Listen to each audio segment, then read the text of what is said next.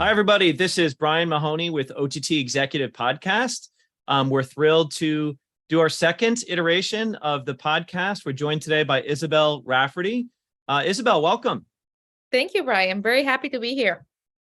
So, as you know, we started this podcast series with a focus to learn from leaders in the industry, but also to learn a little bit about yourself. Maybe you could start with just a background on yourself, your career, and sort of what led you to where you are right now. Yeah, happy to do so. I think you will notice my heavy accent. I'm originally from Mexico City. I moved to San Diego when I was young, but obviously not too young because I still have an accent. And I grew up in beautiful San Diego. And now I'm living in the East Coast in Connecticut. So trying to deal with a cold. I tell people that Latinas are not made to deal with cold. I think we have. Why did you leave San Diego? It's like just a paradise, right? From a weather That's what people perspective. said. Like, people usually move from east to west. Like, why would you do that?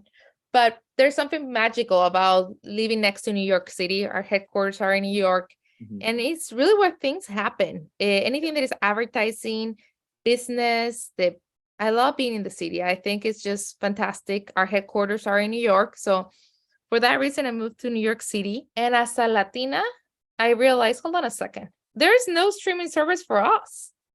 Hold on, can that be possible? I did a little research and I realized there was not a streaming service here for 20% of the population in the US. And I guess the rest is history. Canela became the first streaming services for Hispanics in the US. Now we're also in Latin America, and it's been a very fun, fast, incredible ride. Let's talk about that a little bit. How do you define your audience? Obviously, you can look culturally, you can look language, you can look geographically. How do you sort of target your audience and define who your viewers are?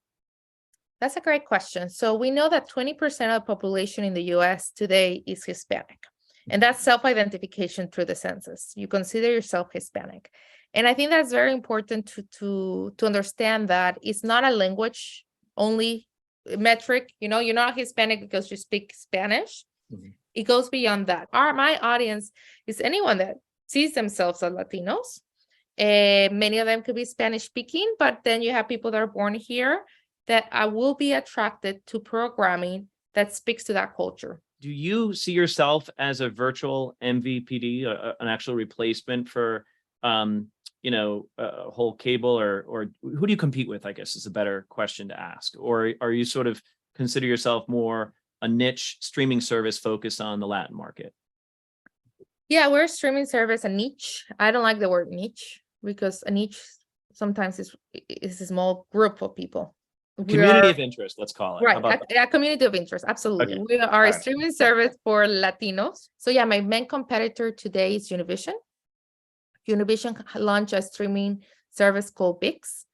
Their model is a little bit different than ours. They have an AVOD portion, but they also have an SVOD.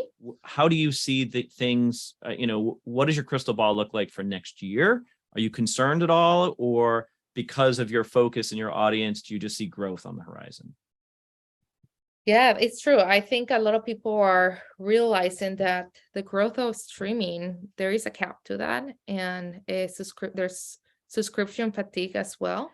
On the other hand, I think it's the years for AVOD. So a lot of people used to think about AVOD, the ad-supported platform. Who's going to want that, right? Because users have been learning for so long to binge watch and not having interruptions. So how can an AVOD model be attractive? But now that we've seen Netflix, they used to say, I would never go into an AVOD model, right? It wasn't that long ago. That's right. Not long ago. And I think that's when people ask me something, I'm like, I don't want to say never. We're almost out of time, but one of the things I like to do in these podcasts is sort of personalize them a little bit and learn more about some of the leaders in the industry. Can you tell our listeners and viewers something about yourself, hobby, something interesting that they may not know? Can founders have hobbies? Because I don't think there's no time for that. How about pickleball? Everybody's playing pickleball now. I don't know. So no hobbies. I love a lot of I just don't have my hobbies. Work is not a great answer. However, what I do, many people do, some people know or don't, I have 4 kids. So I'm a mom of 4, and I do believe that you can have it all. Like, maybe it's not all at how you wish it to be, but you can be a mom of 4 and have your beautiful family and work very hard You just have to make the time that you have worthwhile. Thank you for joining us today. This was fantastic. Thank you, Brian, for having me.